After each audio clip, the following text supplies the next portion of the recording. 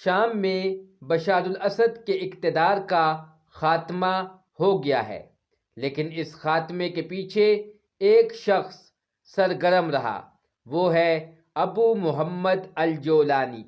شام میں حیات تحریر الشام کے جنگجوؤں نے ابو محمد الجولانی کی قیادت میں نہایت ہی قلیل عرصے میں بشار الاسد کی وفادار حکومتی فورسز کو حیران کن طور پر پسپا کر دیا ہے، اور بشار الاسد شام چھوڑ کر جا چکے ہیں۔ ابو محمد الجولانی کون ہیں؟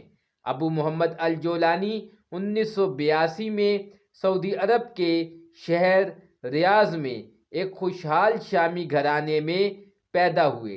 ان کا اصل نام احمد حسین الشرع ہے۔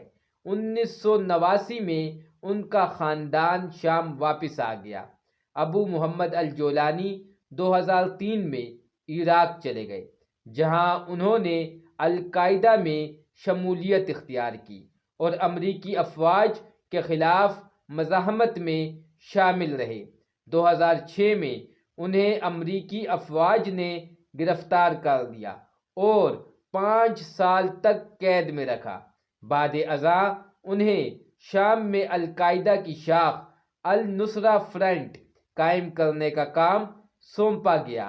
2016 میں انہوں نے اپنی تنظیم کا نام بدل کر فتح الشام رکھا اور القاعدہ سے لا تعلقی کا اعلان کر دیا، اور بعد ازاں دیگر گروپوں کو ضم کر کے 2017 میں حیات تحریر الشام نامی تنظیم تشکیل دی، جس کا مقصد شام کو اسد حکومت سے آزاد کرانا اور اپنے نظریے کے مطابق اسلامی حکومت قائم کرنا تھا۔